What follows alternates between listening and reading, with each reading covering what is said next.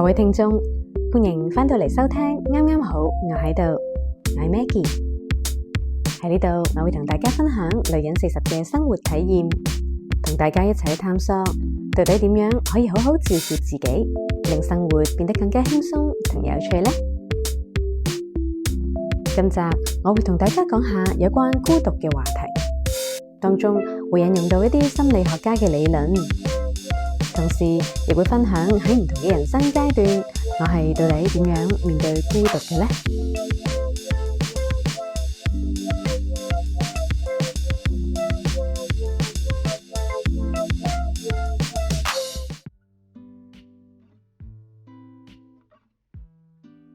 孤獨到底係一個主觀感受，定係一種精神狀態呢？感覺孤獨其實係好正常，幾乎每一個人都有經歷過呢一個感受，但大部分人對呢一個話題就避之則吉，唔願意去了解同接受呢一個現實。其實感覺孤獨並唔代表軟弱，亦唔代表有咩心理問題。喺心理學角度，呢個其實係人類嘅天性，一種短暫嘅主觀感受，就好似一陣風吹過咁樣。但如果我哋唔願意去接受同處理，呢個感受就會演變成一種長久嘅精神狀態，令到成個人變得好敏感，好易焦慮。而家就等我哋了解下孤獨究竟實際上係啲乜嘢嚟嘅呢？原來唔止單獨一個人嘅時候先會感到孤獨，即使喺人群入面，我哋亦會有機會感受到。而喺唔同嘅人生階段，亦都會有唔同形式嘅孤獨。所以你話我哋係咪應該好好咁正視佢呢？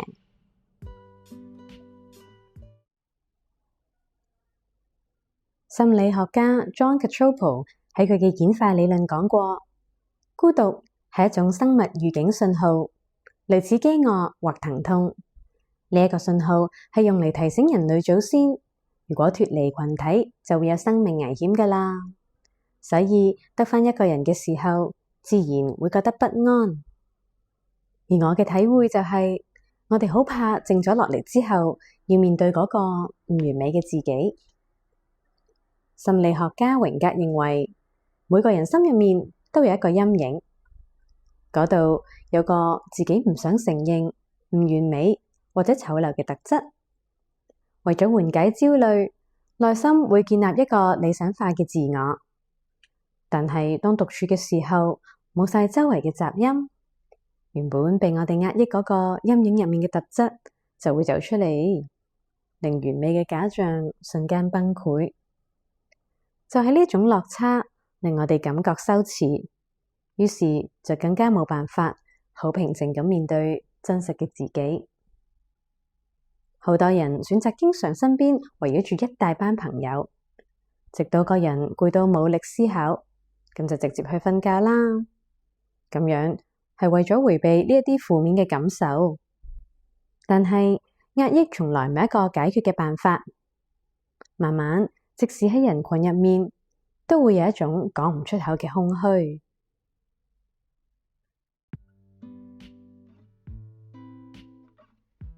喺外面嘅世界，大部分嘅人都係你唔熟悉、有利益衝突或者價值觀完全唔同嘅人。即使身邊圍繞住嘅係同你玩開嘅朋友，實際上並唔係個個都咁夾。加上成班人出嚟玩嘅時候，大家都唔會講太多心底話，費事影響氣氛啦。就係咁，我哋原本諗住終於有機會可以抒發一下內心嘅感受，點知原來大家都只係各自各講下自己嘅嘢，或者一啲不着邊際嘅笑話。喺呢片嘈吵聲入面，你發現根本冇人能夠了解自己。喺心理學入面，呢種就叫做認知落差。理想同現實嘅心理落差，令我哋喺人群中嘅孤獨感反而變得更加強烈。而另一個我哋現代人感受得越嚟越深嘅，就係社會比較之下嘅孤獨。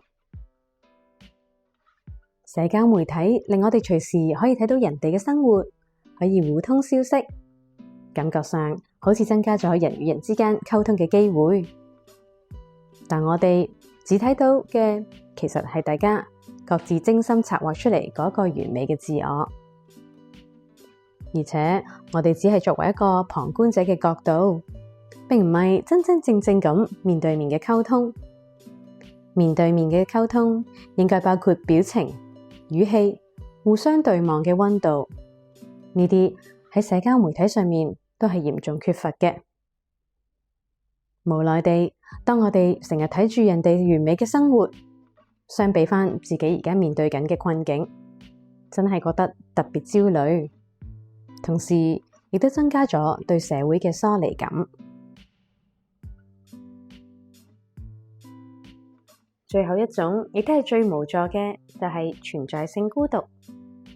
存在主義心理學家阿龍解釋到，無論我哋同人幾親密，溝通得幾好，我哋嘅意識始終都係獨立嘅，因為溝通嘅極限，冇人能夠進入你嘅靈魂深處。而喺人生某啲階段，好似生老病死呢類屬於好個人嘅體驗，冇一個人真正能夠明白你實際嘅感受。就係咁樣，呢一種寂寞亦係最難去排解嘅。講到呢度，又有冇一種寂寞係近似你而家嘅感受呢？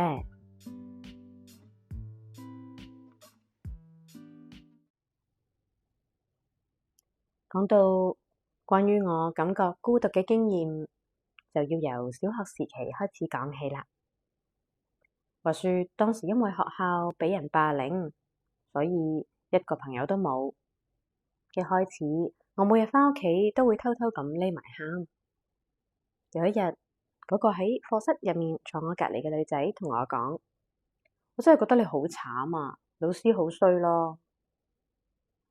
就係佢呢句說話，令我感覺到原來都有人知道我嘅痛苦，我並唔係一個人嘅。唯有學識令自己內心變強大，先唔會再俾孤獨感佔據。而講到真正物理上一個人呢，就要由工作講起。由細到大，每一晚我都一定喺屋企瞓覺，因為屋企管教好嚴，連學校搞嘅露營我都冇份去㗎。直到25歲嘅時候，我決定唔再做嗰份有返工冇收工嘅銀行工，轉職去做一個空中飛人。上完 training 之後，開始正式返工嘅第一日，就係我人生第一次搭飛機啦。下一班機就係第一次我喺外面過夜，第一次一個人喺異地住酒店瞓覺。一開始都會因為好掛住屋企人而覺得好寂寞，同埋每逢節日我都會例牌缺席，真係幾唔開心㗎。但慢慢我就學識咗享受一個人嘅自由自在。當然啦，有同事一齊出去食飯觀光都好開心嘅。但當你一個人做返平時同其他人一齊做嘅嘢，係一種完全唔同嘅感受。嗰種截然不同嘅爽，唔需要遷就任何人嘅喜好，鍾意去邊就去邊，鍾意食乜就食乜。久而久之，第一次一個人去餐廳食嘢，或者第一次一個人去睇戲嘅嗰種尷尬，已經消失得無影無蹤啦。換嚟嘅係好享受獨處嘅快樂同埋平靜。喺外地一個人出門，真係要好好注意安全㗎。不過呢個都係認識自己嘅最好機會，聆聽自己心入面真正嘅想法。假如大家今晚都話要去食壽喜燒，但我自己就想食燒肉，咁我就寧願離群一個人去食燒肉。喺我入職嘅時候，仲未開始興漫遊上網同 Google Maps， 亦好難揾到 WiFi hotspot， 所以我拎住紙本地圖，耷低頭一路睇一路行。有時都會行錯路㗎。不過就因為咁，反而發掘到好多意想唔到嘅新奇事。迷路咯，咁咪鼓起勇氣同當地人問路咯。語言不通就指手畫腳，呢一啲經驗真係非常寶貴同有趣㗎。自從有咗網上地圖嘅幫忙，真係方便咗好多，但係就冇咗發現新大陸嘅嗰種興奮了。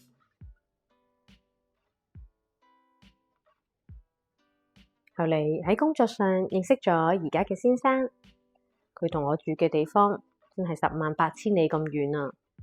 唔係搭火車就係搭飛機，仲有時差。呢一種異地戀又產生另一種孤獨。遠距離戀愛，除咗要100%信任對方，仲要能夠將個心多啲專注自己。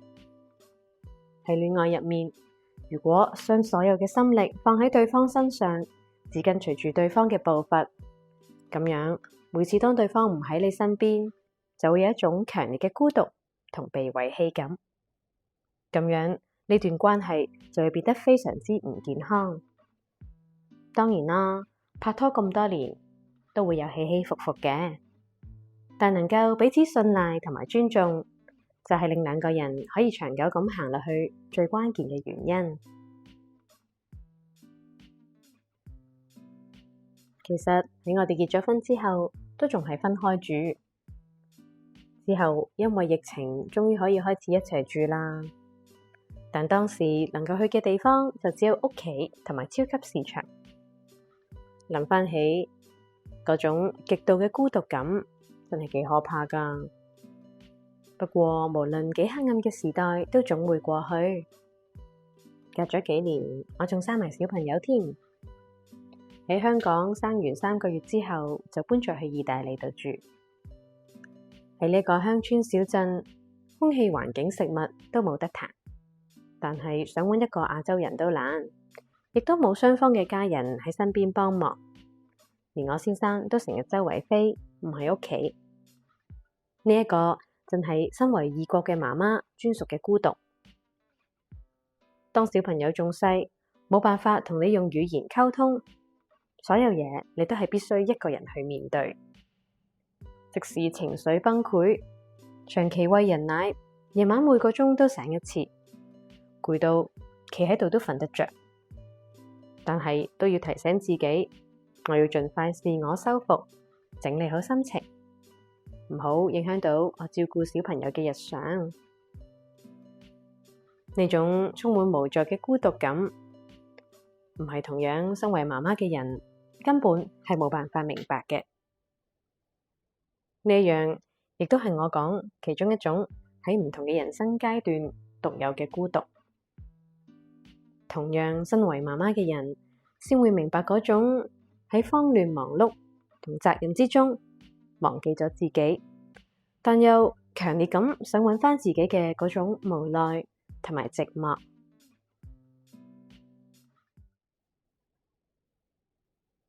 事實上，無論你係單身、拍緊拖、結咗婚、生咗仔、做緊嘢，或者喺一大班朋友身邊，都一樣有機會感覺到孤獨。孤獨真係無所不在㗎，所以我哋要學識接受呢一個感覺。而家我哋已經了解咗孤獨嘅原因，就係時候去接受呢一個現實啦。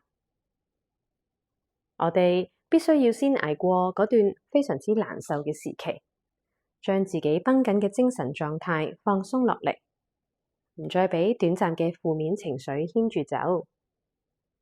慢慢，我哋就會開始見到真正嘅內心世界，即係所謂嘅自我覺察。你會多咗實際留意自己做緊啲乜嘢，諗緊啲乜嘢，唔再係冇意識咁跟住群眾嘅腳步、大眾嘅諗法去做任何嘅事。能夠了解咗呢一個神奇嘅感受，再慢慢去接受，最後呢一份孤獨就會轉化成獨處嘅藝術。你會喺獨處嘅時候揾到平靜，喺平靜之中揾到簡單嘅快樂。你唔再需要依賴其他人，迴避孤獨，因為你已經學識咗點樣同佢共處。其實一個人都可以好正㗎。今集就分享到呢度啦。